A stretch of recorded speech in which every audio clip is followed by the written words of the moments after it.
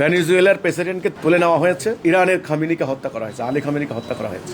এই ঘটনা তো গত কয়েক শতাব্দীর সাম্রাজ্যবাদ বিস্তারের, আন্তর্জাতিক উগ্রবাদ প্রসারে, অস্ত্র ব্যবসার, মানে অন্যায়ভাবে ভিন্ন জাতি অন্য ধর্মের লোকদের সম্পত্তি লুণ্ঠন, দখল, এক কথা হলো উপনিবেশ স্থাপনের এই যে ধারাবাহিকতা, তারই একটা অংশ এটা। এখন আধুনিক যুগের 26 সালে এসে আপনি এটা দেখলেন যে ইরানের আলী খামেনিকে, ইরানের সর্বোচ্চ ধর্মীয় নেতাকে হত্যা করা হয়েছে, হোল ফ্যামিলি সহ হত্যা করা হয়েছে। তখন আপনি বললেন যে আন্তর্জাতিক আইনের রচয়িতা কারা? এ তো আল্লাহর আইন না, আল্লাহর বিধান না। আমরা বলেছি আল্লাহর বিধান ছাড়া মানব জীবনে শান্তি আসবে না। দেখেন জাতিসংঘ তৈরি হয়েছে কোন প্রেক্ষাপটে, আমরা কিন্তু পটভূমি কিন্তু বুঝতে হবে। দ্বিতীয় বিশ্বযুদ্ধে কোটি কোটি মানুষ খুন হয়েছে ওদের কারণে, মুসলমানরা করে নাই। শেষে ইউরোপের পুনর্গঠনের জন্য তারা একটা সমিতি করেছে, এটার নাম দিয়ে জাতিসংঘ। সারা ওয়ার্ল্ডে দক্ষিণ আমেরিকা, আফ্রিকা, এশিয়ার বিরাট অঞ্চল তারা উপনিবেশ রেখেছে।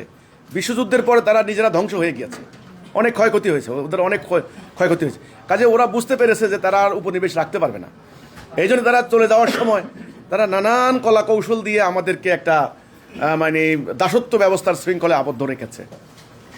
এখন এই পর্যায়ে তাদের কথা যারা শুনবে না, তাদেরকে হামলা করবে, তাদেরকে উগ্রবাদী সাব্যস্ত করবে, গণতন্ত্র নাই, মানবাধিকার নাই ইত্যাদি বলবে। তাহলে ওদের কথা, ওদের ডিমান্ড, এখানে কোনো আইন, মানবাধিকার, ইন্টারন্যাশনাল ল, হিউম্যান রাইটস এগুলো কিছু নাই, কিন্তু এর কোনো মূল্য নাই। ওরা ডিমান্ড করবে, ওরা চাইবে, ওরা প্রভু। ওরা এখন প্রভুর জায়গায়। নবী করিম সাল্লাল্লাহু আলাইহি ওয়াসাল্লাম বলেছিলেন দাজ্জাল আসবে।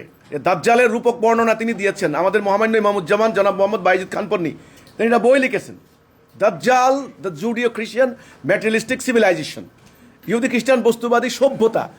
এই কথাটাকে, এই ধারণাটাকে আমাদের অনেক আলেম ওলামা কিন্তু ইগনোর করেছেন, সমালোচনা করেছেন যে পন্নী সাহেব দাজ্জাল কি বলছেন, দাজ্জাল তো একটা দানব আসবে। আসলে দানবীয় শক্তি, একটা জায়ান্ট, একটা দানব দুনিয়াকে কন্ট্রোল করবে, এদের কোনো ন্যায় বলতে কিছু নাই।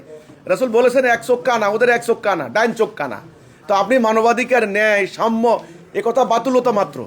এখানে ওদের মানে স্বার্থ। ওরা দেখবে কার পায়ের নিচে তেল আছে, কার পায়ের নিচে স্বর্ণের খনি আছে, কার পায়ের নিচে গ্যাস আছে, কার বন্দর সমুদ্রের সঙ্গে লাগোয়া, হ্যাঁ তার বন্দর চাই, মানে তেল চাই, জায়গা চাই, কার জায়গার মধ্যে আপনার হলো সামরিক বেস স্থাপন করলে, ক্যান্টনমেন্ট স্থাপন করলে তারা সামরিক অভিযান করতে পারবে। তো জায়গা চায়, রাষ্ট্র চায়, বন্দর চায়, তেল চায়। তো এটা দানবীয় শক্তি। এখানে মানবতা, মানবাধিকার, এখানে আন্তর্জাতিক আইন, এগুলো বলা ভুল। এগুলো আমরা বলবো, আমরা যারা দরিদ্র গরিব, এখন আইন হচ্ছে গরিবের জন্য একটা শিল্ডের মতো, এগুলো বলে লাভ হবে না। কাজে ওরা সামনে আরো করতে পারে, আরো করবে, এতে কিছু বলার নাই। একটাই সমাধান, যদি পারেন মুসলমানরা সঠিক আদর্শের উপরে ঐক্যবদ্ধ হতে যদি পারেন, না পারলে শেষ, এভাবে ধ্বংস হবেন।